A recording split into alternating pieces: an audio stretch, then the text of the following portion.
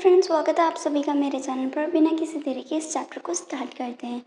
तो हमने देखा था कल, जो हमारे यान जी होते हैं और जंग दोनों साथ में बैठे होते हैं और वो रिकॉर्डिंग देख रहे होते हैं जो कि यान ने की होती है। मतलब वो उसकी वैरायटी शो की बात कर रहे होते हैं। अभी हम देखते हैं यहाँ पर ना, यान जी अपने रूम में होता है और लाइट भी ऑन होती हैं और ये सभी चीज़ें ना उसकी मॉम देख रही होती है। और हम देखते हैं जो यान है ना, वो रिकॉर्डिंग रूम में होता है और उसके बहुत ही ज़्यादा ब्लिस्टर्स हो जाते हैं क्योंकि उसने बहुत ही हार्ड लेबर किया है। ये देखे ना उसकी मॉम उससे बोलते हैं कि तुमने इतना ज़्यादा हार्ड वर्क किया है, देखो तुम खुद की केयर भी अच्छे से नहीं कर सकते जब तुम बाहर होते हो। तो वो बोलता है मॉम मैं ठीक हूँ। तो यहाँ पर ना उसकी मॉम गुस्सा करते हैं जांग पर और उसे बोलते हैं कि जांग, क्या तुम रिएक्ट क्यों नहीं कर रहे हो कोई भी चीज़ के, जल्दी से आओ और यहाँ पर आके यांग को मसाज दो। तो फिर वो बोलते हैं कि नहीं मॉम, इसकी ज़रूरत नहीं है। तो जांग ये देखता है क्या कोई ज़रूरत नहीं है। उसकी बात सुन के ना उसे तो ऑपोजिट ही करना होता है। वो उसके पास पहुंच जाता है और वहाँ पर उसके हाथ वो मसाज देने लगता है। और तो यहाँ पर जैक बोलता है तुम्हारे हस्बैंड होने के नाते मुझे तुम्हारी टेक केयर करनी चाहिए। और वो उसके हाथों को पकड़ता है और उसे बोलता है मुंह मत हो। और वहाँ पर वो मेडिसिन वगैरह लगाने लगता है। तो जान उसे बोलता है कि मुझे जाने दो।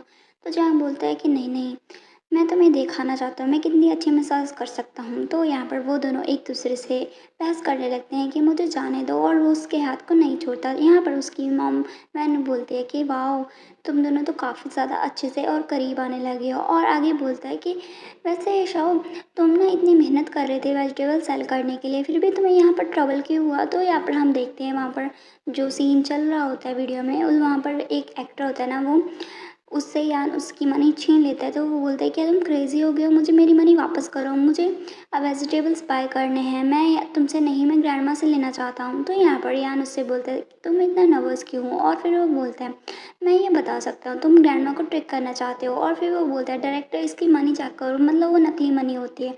और फिर वो उसे बोलता है कि तुम भागने की कोशिश कर रहे हो। तभी हम देखते हैं वो एक्टर उस पर हाथ उठा लेता है। और जैसे ही वो हाथ उठाता है ना, तो यहाँ पर जांगना आ जाता है सामने यान के और उसे प्रोटेक्ट करने लगता है। तो ये देखे ना वैन बोलते कि तुम अचानक से खड़े क्यों हो गए, तुमने तो मुझे डरा दिया। तो यहाँ पर ना जैंग यान को प्रोटेक्ट करने की कोशिश करता है। मतलब उसे तो वैसे प्रोटेक्ट करने की ज़रूरत नहीं थी क्योंकि वो सब वीडियो में हो रहा है।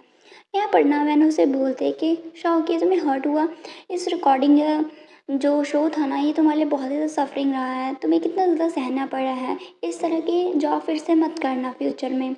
और आगे बोलते हैं कि तुम्हें ना इतना ज़्यादा काम करने की भी ज़रूरत नहीं है, मैं तुम्हें अच्छे से संभाल सकती हूँ, तुम्हारे लिए पे कर सकती हूँ। तो यहाँ पर ना यान उससे बोलता है इट्स ओके, मैं इंजर्ड नहीं हूँ।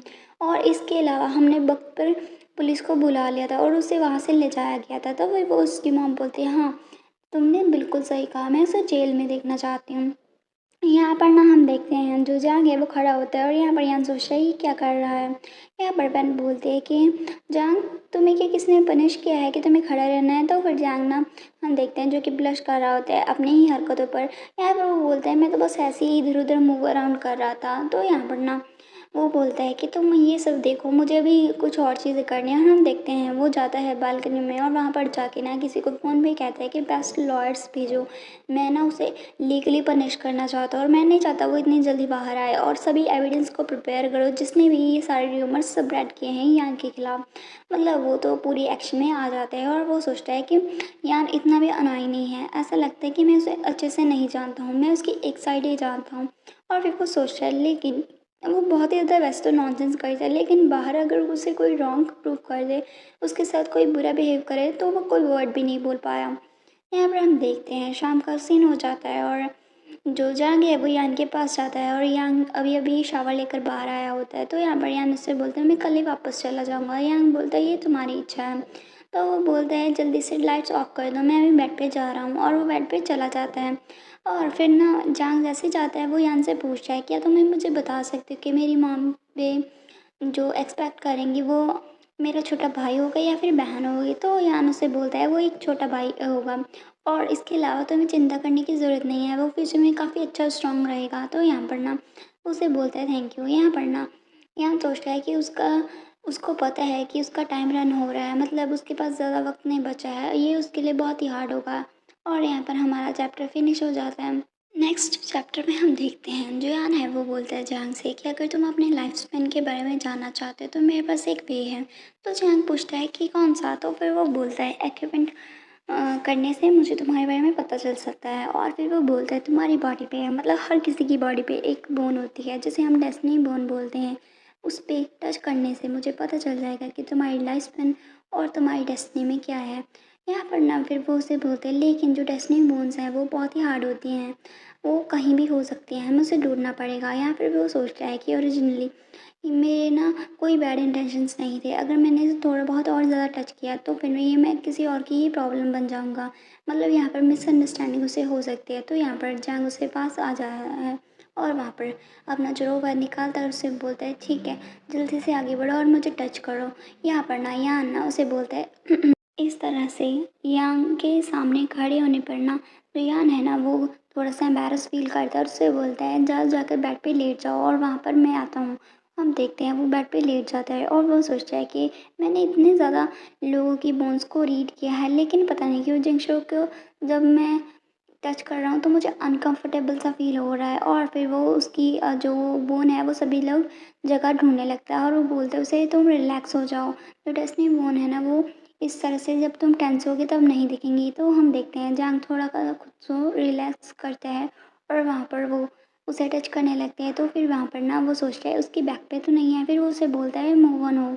और फिर वो उसके सामने आ जाता है और फिर वो उससे बोलता है पहले ही इसे ऐसे टच करना बहुत ज़्यादा अनकंफर्टेबल था और अभी उसे टच करते हुए ये मुझे इसी तरह से घूर रहा है तो ये और भी ज़्यादा वियर लग रहा है मुझे। फिर वो उसे बोलता है जल्दी से अपनी आइज़ को क्लोज़ करो।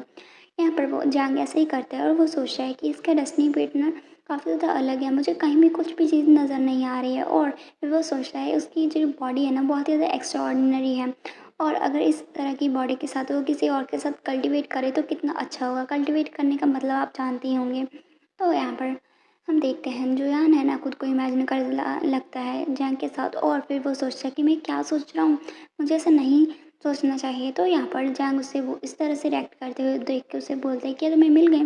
तो वो बोलता है नहीं। और फिर वो उससे बोलता है ठीक है कंटिन्यू करो। फिर ना जो जान है वो सभी जगह ढूंढ लेता है लेकिन अपर बॉडी पे उसे कहीं नहीं मिलता। वो सोच रहा है कि इसकी बिलो होगी वो। और फिर वो सोचता है किसी पर्सन की डेस्टिनी जो बोन है वो नीचे कैसे हो सकती है। और फिर वो उसके लोअर पार्ट में देखने लगता है उसकी लेग्स वगैरह में और वहाँ पर भी बहुत सारी जगह पे उसने टच किया होता है लेकिन उसे डेस्टिनी बोन का कहीं भी नहीं पता चलता। और फिर वो सोचता है कि क्या क्या वो उस जगह पर हो सकती है। और फिर वो सोचते हैं नहीं नहीं किसी की जो डेस्टिनी बोन है वो वहाँ पर कैसे हो सकती है। और फिर वो उसे थोड़ा खांसता है, उसे बोलता है ऐसा लगता है मेरी स्किल इनफ नहीं है तो मुझे नहीं लगता कि आगे मुझे तुम्हें टच करने पे डेस्टिनी बोन अभी मिलेगी, तो हम बाद में इसे देखेंगे। तो जंग बोलते हैं ठीक है अभी हम सोने चलते हैं। वो दोनों ही सोने चलते हैं। तो यहाँ पर रियान ना थोड़ा सा एम्बेरस होता है, सोचता है पता नहीं क्यों मुझे इतना अनकंफर्टेबल सा फील हो रहा है और मैं इतना एक्साइटेड सा फील क्यों कर रहा हूँ। यहाँ पर फिर वो सोचता है ये मैं तो सिर्फ नॉर्मल इक्विपमेंट ही प्रेस कर रहा था और ये तो बहुत ही नॉर्मल है, मैंने पहले भी तो कई लोगों से किए हैं। तो यहाँ पर उसे भी नहीं पता होता कि उसे क्या हो रहा है। यहाँ पर हमारा चैप्टर फिनिश हो जाता है।